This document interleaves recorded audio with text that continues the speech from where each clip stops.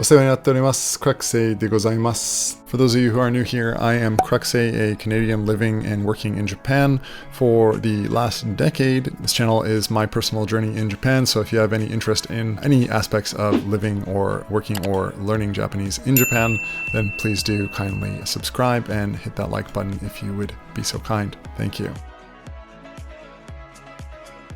Hey guys, Cruxay here. Thanks for stopping by. This is a bit of a, I would say, different video than usual from what the channel is usually about, but has been quite a requested video. I've had many friends and the like reach out and request this video. It's obviously nothing secret, not a big deal, but for those of you who do know me, or at least have known me for the last 3 to 4 years, I have been a pretty adamant vegan.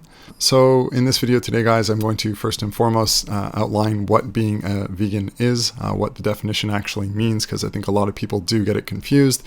Then quickly go into what led me on to veganism and how I became vegan and why I'm still vegan today, almost 4 years later. I believe it's almost 4 years, coming up on 4 years now. What have been the major challenges in Japan being a vegan, as well as what are the best parts about being a vegan in Japan. So this hopefully will be educational for some of you, I hope. And if it's not your cup of tea, then kindly close the browser or watch another YouTube video like Abroad in Japan or something. I don't know, piss off. Just kidding. So what is a vegan? I think most people confuse this one. Oops, I don't have lighting on, guys. Jeez, it's been a couple weeks since I've made a video. Forget how to do this every single time. Let's get the lighting down. Oh God, that's bright and unholy. Oh, that's probably most natural. I think lighting's looking good now. Okay, so continuing. Okay, so starting out, just to quickly define what is a vegan. I think there's lots of different definitions of it, but I think the closest in my mind, or at least what resonates with me the most, would be the definition on the Vegan Society website. I think it's the biggest online resource for vegans, if I'm not mistaken. And their definition is that veganism is a philosophy and a way of living which seeks to exclude, as far as possible and practical, that's the key point, all forms of exploitation of cruelty to animals for food, clothing, or any other purpose. And by extension promotes the development and use of animal-free alternatives for the benefit of animals, humans, and the environment. In dietary terms, it denotes the practice of dispensing with all products derived wholly or partially from animals. Or an easier way to understand it might be, I partake not in the meat, nor the breast milk, nor the ovum of any creature with a face. Short answer, being vegan just makes you better than most people. Bingo. So now that that's cleared up, that's pretty much what it means to me. So let me quickly touch on how I became vegan. This is probably going back to, I think, about 2018 now, around the start of 2018. For those of you who do know me, I am quite a health conscious individual, have been for a long time. I've had many loved ones and those dear to me growing up deal with a wide range of health issues, including things like obesity, diabetes, cancer, etc., etc. I myself kind of grew up with quite extreme acne, even have quite a bit of acne scars on my body and my face, which I'm not too happy about. Please don't try and look for them now, thanks. And yeah, so in my 20s, I pretty much went on a pretty crazy health and fitness binge and really just was looking into any sort of diet that was as healthy as possible, was in the gym constantly, playing tennis a lot, running, all those other things. So pretty much I've been consistently healthy since I've been a functioning adult, so to speak. Then, of course, coming to Japan, starting my working career in 2012 in Japan, I would regularly kind of wake up at, ungodly hours in the morning, like 5 a.m. or whatever, 4:30 a.m. just to hit the gym before work and then be at my desk early at like 8 a.m. or 8:30 to show I'm working the hardest, all that kind of stuff. And for that, I was really trying to make sure I was doing my best to be as sustainable as possible, because that's not easy, obviously, especially when you're working like 14, 16-hour days in some cases, crazy stuff like I was doing when I started working in Japan. I was always quite keen to get the latest research, the best information on nutrition and diet and fitness. And, at the time, I was pretty much probably one of the last people that anyone would, expect to go vegan. I was one of those who pretty much, I wouldn't rag on anyone who's vegan, but I obviously just wouldn't understand their choices. Could not comprehend it for the life of me at the time. I wasn't someone who was actively, shitting all over vegans, I would say. Maybe I was, who knows. But yeah, in any case, I felt that even after a couple years of, being very health conscious and still sticking to the gym and experimenting with many types of diets, I went through like keto, paleo, carb backloading, all these kind of weird diets, these fad diets. And I still felt that no matter what, I was feeling, extreme brain fog in the afternoons after lunch, felt like I wasn't getting good enough rest. I felt like as well, despite being extremely healthy and fit, I was still kind of putting on mass in the stomach region. So I was just kind of like, this is crazy. I feel like I'm as healthy as I can be. What am I not doing right? So I committed myself to doing probably all in all about probably 10 plus hours of research on what kind of literature and books to look into for a diet that was more fruits and vegetable centric. I did not want to give up meat at that time or dairy or anything of that sort. I was actually actively looking for books that did not have vegan in the title. Wanted to steer way clear of that. And that's when I came across the book How Not to Die by Dr. Michael Greger. I'll post a link here somewhere and down below as well. That book essentially changed my life and how I view food altogether. Essentially, for those of you who aren't familiar with the book, great book. It's a US-centric book. It breaks down all the leading major causes of death by disease in the United States. Pretty much explains with extremely thorough science and probably it's a 600-page book and 300 pages are dedicated to citations of clinical studies. So to give you any idea of how thoroughly referenced it is. And yeah, pretty much every single leading disease, it would break down, how the foods we ate, what foods we ate would promote those diseases and what foods we could eat in place of that would, of course, reduce or even revert those kind of diseases. So yeah, reading that book really just flipped the script on how I viewed food in general, especially how I viewed meat and dairy in general. And at the time, I think I was on like some form of a keto diet, which is of course extremely high in fat and protein and low in carbs. It's just, one form of the Atkins diet or another. And I had pretty much shifted my diet from a keto diet or a strictly paleo diet. I can't remember what I was on at the time. And I applied a vegan diet. I was also doing intermittent fasting, so I wasn't eating breakfast either. And I dropped in like 3 weeks, I dropped something like 7 kilos. I'll put the pound conversion down below in case anyone's not on metric. And yeah, that was just crazy. Like, I had never dropped that much weight so fast. A lot of people were like, holy geez, like what happened to you? And I was even concerned myself. I realized, of course, at the time I was in a huge calorie deficit because I wasn't eating enough food. I was in a very restrictive mentality, a restrictive mindset in how I applied my diet and how I viewed my eating habits. And that just showed when I made the switch to whole food plant-based diet. I was in this extremely restrictive mindset at the time towards how I viewed food, which showed me that, and it's funny because a lot of people, I think, when they look at veganism, immediately think, oh, you're starving yourself, or, oh, how do you ever fill yourself, or what do you even eat? Things like that, obviously. I could never do it. I could never give up this. I could never give up steak. I could never give up cheese. And it's funny though, because I kind of looked at my prior diets and I was always very exclusively eating just a very select few number of things. So yeah, anyways, I was really taking this very restricted approach to my eating, only eating the same few items of food over and over again, basically, and really suffering and just really forcing it and didn't feel right. Immediately noticed that switch, immediately noticed that I was being restrictive and wasn't eating enough, and, did a lot more research into recipes and things I could eat, built up my repertoire slowly but surely over about a year and a bit of certain meals that I could go to, realized that, of course, things like pasta and rice and carbs, lots of carbs are, bread, for example, are vegan for the most part. You gotta double check, obviously. But yeah, just load up on carbs all the time now. Of course, complex carbs whenever possible. And yeah, pretty much got my weight right back to where it was, but felt incredibly lean, lost any sort of a gut that was building. I think, of course, a lot of that was due to bloating and gas and things like that pretty much all went away. No more brain fog, had so much mental clarity, had so much more energy, and the list goes on and on. Basically, hardly ever got sick as well. I used to always stock up on over-the-counter medication for winter season, for colds and things like that. That's a thing of the past as well. Don't do that at all anymore. Of course, everyone gets sick for one reason or another, whether it be viral infection or, common colds, things like that. But yeah, drastically reduce that from, 4, 5, 6 times a year to once or twice a year. So completely changed my life.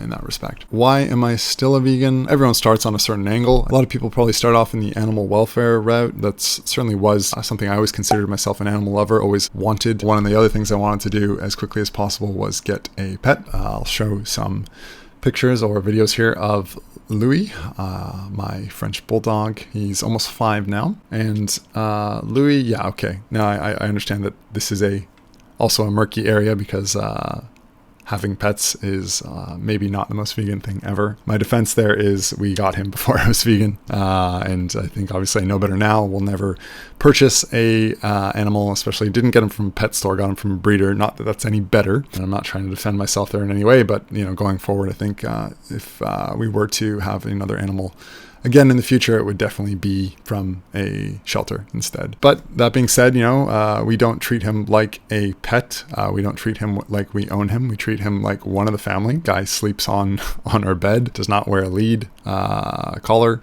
And just that was another kind of angle that just kind of strengthened the vegan argument for me, was that I can't eat him. I would never be able to eat my dog. It sounds very obvious to say that, but in certain cultures, as we know, pretty much everything and anything that can be eaten is. And I think this just depends on your culture and where you come from, that, you decide this animal is edible and this one is not. And that's based on culture. That's not based on the fact that you can or cannot eat these things. That was, my entry point was really about my health, my personal health and wellness and well-being. And then, of course, that grew from that aspect to a more of an animal welfare aspect. So yeah, basically, that's kind of where I'm at. Now to get into some of the challenges of being a vegan in Japan. Of course, being a vegan is the number one challenge. I think it's still, as much attention as the entire vegan movement has garnered over the last couple of years, and especially in the last year or two, in particular with COVID being a thing and people waking up to the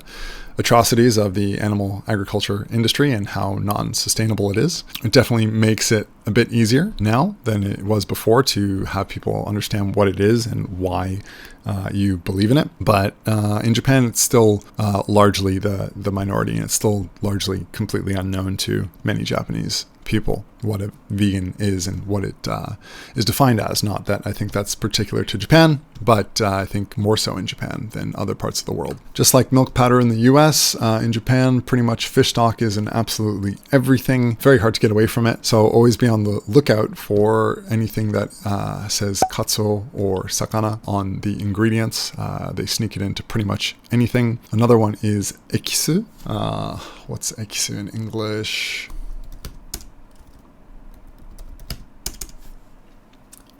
Ekisu is extract.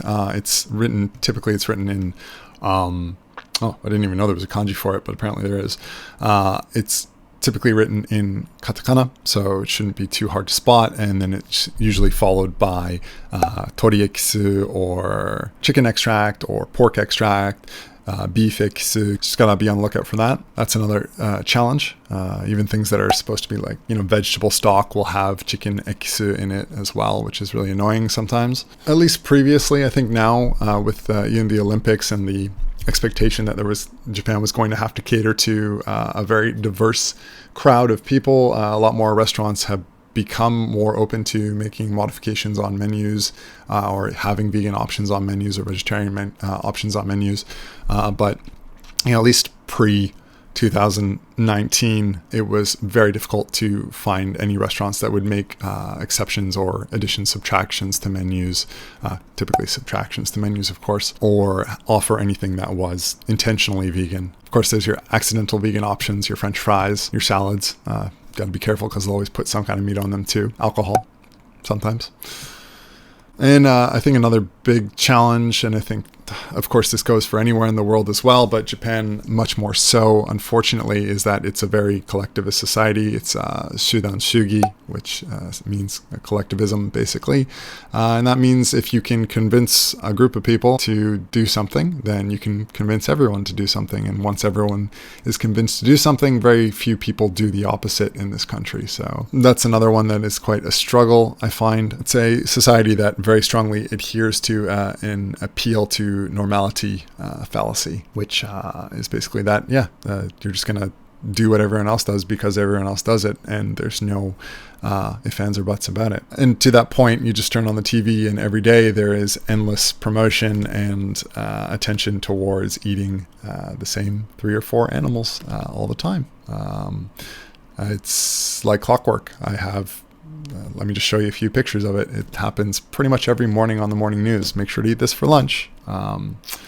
Crazy. So, and people do. So, and people don't question it. So, and people also, I think, question the fact that Japan has been a largely meat-eating society and dairy-consuming society for centuries, which is entirely not the case. And it really probably wasn't until the 1940s or 50s, post-World War II, when America really brought in a lot of the fast food alternatives and highly processed food and meat and dairy alternatives into the Japanese diet. Before that, it was extremely well balanced, and of course there was a lot of fish, but it was a very balanced diet. Okay, now on to some positives of being a vegan in Japan. Japan does have one of the healthiest diets in the world. Of course, that's why they do have the longest life expectancy in the world. And again, going back to the collectivist mentality in the culture here, that is pretty much, balance is built into the culture here. You have, a variety of foods that everyone eats. So it's, you'll never see a plate that's just one food group centric. It always has a variety of foods. Portion control and portion sizes are a big deal here, and learned from an early age. You don't just get whatever size you want. You get what's, what pretty much everyone else gets and what's kind of deemed as appropriate for consumption. And then there's also kyushoku culture. Kyushoku is the meals that are given in school, kind of like a cafeteria. Don't think it's as common back in North America. Not too sure nowadays or in other parts of the world, but I certainly went to school every day growing up with my lunch bag, a packed lunch, and it typically consisted of extremely highly processed food, Lunchables.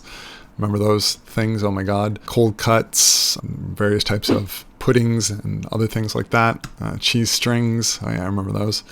What else? Fruit by the foot. Oh man, okay, I think now my age is really showing. Fruit roll-ups. All that lovely, nutritious goodness that we consumed as children. In Japan, kyushoku is part of the culture here. Pretty much all schools, public and private, provide it, and it's usually a very balanced and diverse meal. It's given to kids every day, and there's also nutritional education behind it as well, learned from a very young age. So I think that's something that Japan does fantastic. It educates people on nutrition from a very early age, which is fantastic. And that's, I think, one benefit of being here is that people are a little more attuned to what actually nutrition, what a good nutritious diet is and means. It's not just KFC every single day. I think another thing as well to keep in mind is that Japanese people in general are very understanding and are not arrogant or insulting with their own beliefs. Of course, that's also built into the culture. It's a very humble culture, and people are, of course, usually very curious to learn about another person, or if they're not, at the very least, they're not going to shit all over someone's view just to prove their own point. They'll at least listen to your point, and even if they disagree with it, they're not going to make a fuss about it, really. So that's another, at least, nice point about being a vegan in Japan. Those are the main points, really. Again, this is kind of a topic that has been on my mind for a while to make a video about. I just wanted to kind of get this one out there really quickly and give a brief overview and introduction as to what being a vegan in Japan is and how it's like, and my personal journey as well, as it's been quite requested. Hopefully I'll make more content like this in the future if it is positively received, which I hope it is. Thanks so much for making it this far if you have done so. Unfortunately, I do not have a vegan-friendly t-shirt yet. I've been meaning to get one for a while. That'll be on my to-do list. If you have made it this far, thanks so much. Please do let me know what your thoughts are down below, if any. If not, please do, of course, drop a like and subscribe if you haven't done so already. If you've made it this far, I'm assuming you probably already are. And that's it for this time, guys. Thanks so much, and hope to see you again soon. Stay healthy, stay happy. Peace.